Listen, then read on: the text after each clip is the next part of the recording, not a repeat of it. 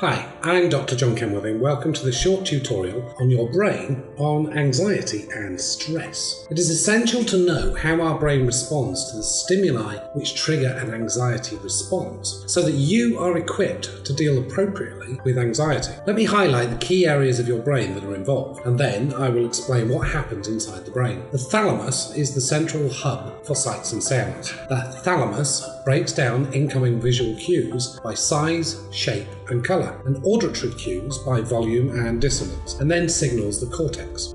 The cortex then gives raw sights and sounds meaning, enabling you to be conscious of what you are seeing and hearing. And I'll mention here that the prefrontal cortex is vital to turning off the anxiety response once the threat has passed. The amygdala is the emotional core of the brain, whose primary role is to trigger the fear response. Information passing through the amygdala is associated with an emotional significance. The bed nucleus of the stria terminals is particularly interesting when we discuss anxiety. While the amygdala sets off an immediate burst of fear, the BLST perpetuates the fear response, causing longer-term unease typical of anxiety. The locus coeruleus receives signals from the amygdala and initiates the classic anxiety response: rapid heartbeat, increased blood pressure, sweating, and pupil dilation. The hippocampus is your memory center, storing raw information from the senses, along with emotional baggage attached to the data by the amygdala. Now we know these key parts, what happens when we are anxious,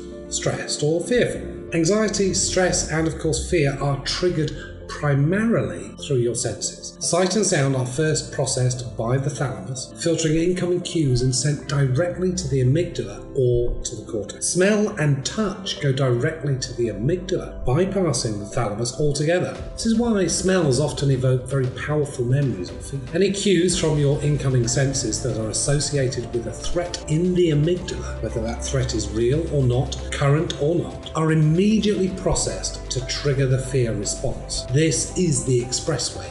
It happens before you consciously feel the fear. The hypothalamus and pituitary gland cause the adrenal glands to pump out high levels of the stress hormone cortisol. Too much cortisol short-circuits the cells of the hippocampus, making it difficult to organize the memory of a trauma or a stressful experience. Memories lose context and become fragmented. The body's sympathetic nervous system shifts into overdrive, causing the heart to beat faster, blood pressure to rise, and lungs to hyperventilate. Perspiration increases and the skin's nerve endings tingle, causing goosebumps. Your senses become hyper-alert, freezing you momentarily as you drink in every detail. Adrenaline floods to the muscles, preparing you to fight or run away. The brain shifts focus from digestion to focus on the potential dangers, sometimes causing evacuation of the digestive tract through urination, defecation, or vomiting. Heck, if you're about to be eaten as someone else's dinner, why bother digesting your own? Only after the fear response has been activated does the conscious mind kick in. Some sensory information takes a more thoughtful route from the thalamus to the cortex. The cortex decides whether the sensory information warrants a fear response. If the fear is a genuine threat in space and time, the cortex signals the amygdala to continue being on alert. Fear is a good, useful response essential to survival. However, anxiety is a fear of something that cannot be located in space and time. Most often, it is that indefinable something triggered initially by something real that you sense, but that in itself is not threatening, but it is associated with a fearful memory. And the bed nucleus of the stria terminals perpetuate that fear response. Anxiety is a real fear response for the individual feeling anxious, and anxiety can be debilitating for the sufferer. Now that you know how anxiety happens in your brain, we can pay attention to how we can deliberately use our prefrontal cortex to turn off an inappropriate anxiety response once a threat has passed.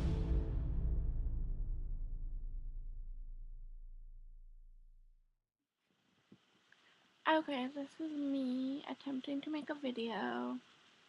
I'm really terrible at making videos, and I hate the way my glasses look. Anyway,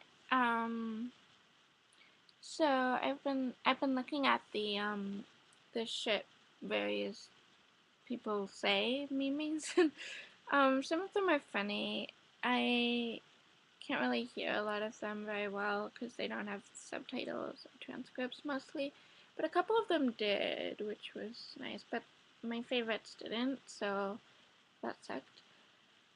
I always feel really self-conscious when I record my voice and when I'm recording it in this kind of medium because it's like, I don't know, it's like the most US American accent comes out in this kind of setting, and also in general while talking to white people. And so though sometimes I start to sound a bit British. One person even said Australian. I don't know, but when I'm like around people with different accents, it depends. Yeah. But like my Indian English really only comes out around other South Asian people, and even then it's not enough or not very much, and I've lost a lot of it. Um.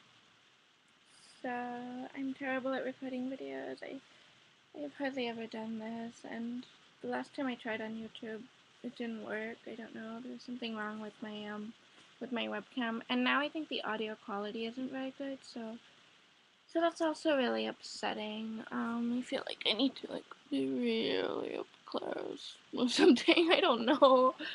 Anyway, I'm like trying to think of like things that people say, and I'm really bad at imitating like privileged people. Well, actually, sometimes I can be good at it, but that's kind of in a different setting.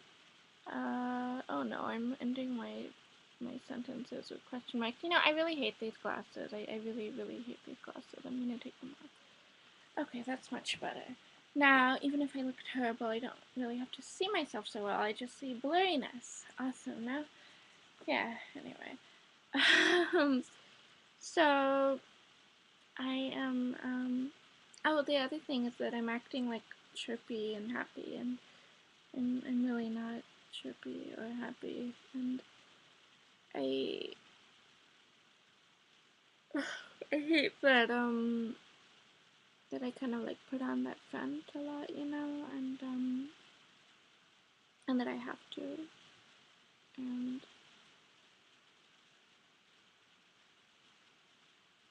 yeah, it's just I don't know. Anyway, it's really weird because I can read stuff and watch stuff and really relate to it sometimes, but it's hard to come up with my own stuff. Except I guess I do write a lot, but sorry, I keep like yawning or almost yawning. I don't know. I guess I'm tired. Um, I was.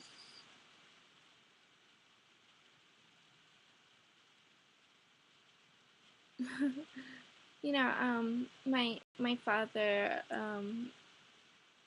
it's really weird because I mean I've been deaf like since I was a few days old, so it's weird that he. Sorry, I'm tired.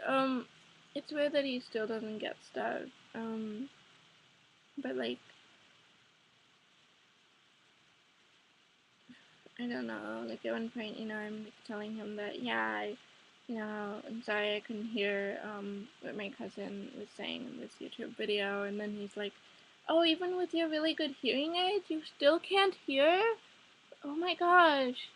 That's well, he didn't say it like that. I mean, he's South Asian. He would not say, "Oh my gosh," in that really typical white people way. Yeah, no.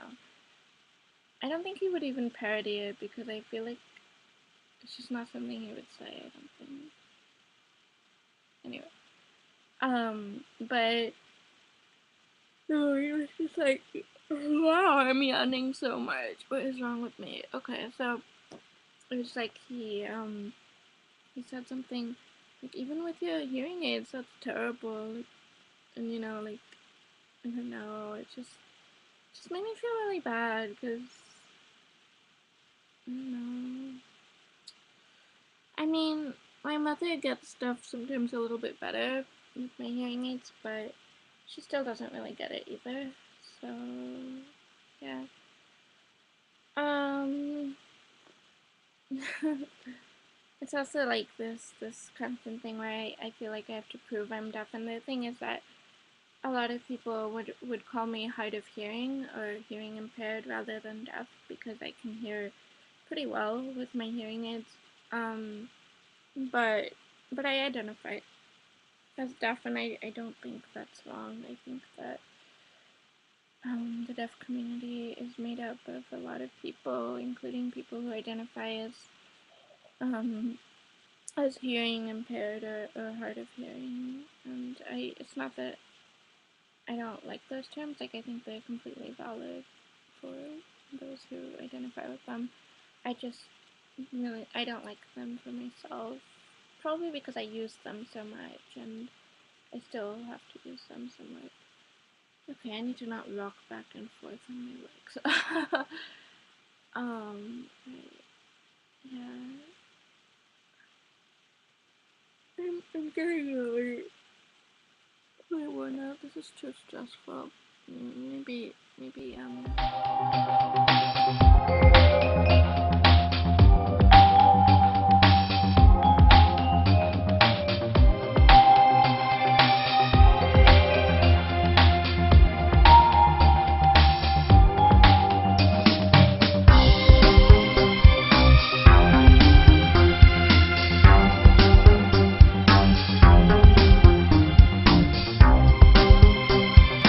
About a third of Americans between the ages of 18 and 40 have at least one tattoo.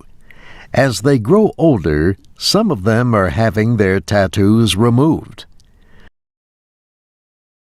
David served with the United States Army in Iraq. He says this large tattoo protected him in battle during his deployment. It's just a double-headed eagle with a shield in the middle. But today, David is the father of 3 young children, and his feelings about tattoos have changed. So he has been coming to this laser tattoo removal clinic in Washington, D.C.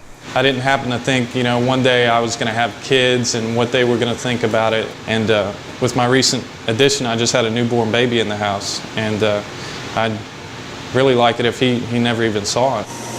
Glasses on. Ken Soller operates this laser center. He says he often treats women who believe tattoos are hurting their career. Some are extremely emotional and they say, this is the best day of my life that I've had. I've looked at this thing for 20 years. I've wanted it off. You can't imagine how I wanted it off. For today, I'm going to juice you up a little bit. That's a little bit more pain, am I right? Not much. If it is, we'll let you know. You got the blue ball already? Yep, got it. Okay, ready to go. Jennifer Bestacek is a lawyer in Washington. She is having a small tattoo removed from her ankle. I got this tattoo when I was 18. It wasn't the smartest decision I ever made, and it just was not, not conducive to seeing clients or being in high-profile places. So I just wanted to get rid of it altogether and not have to worry about it anymore. Okay, I'm going to cool the treated area with the skin chiller. New laser technology makes tattoo removal less painful and less costly. The laser breaks up the coloring into pieces that are small enough to be removed by normal body processes. It takes several treatments for the tattoo to disappear completely. I thought it was something that I would want to have forever, but you don't always need to have an image on your body to portray who you are and how you feel. That should be something that's, just inside of you.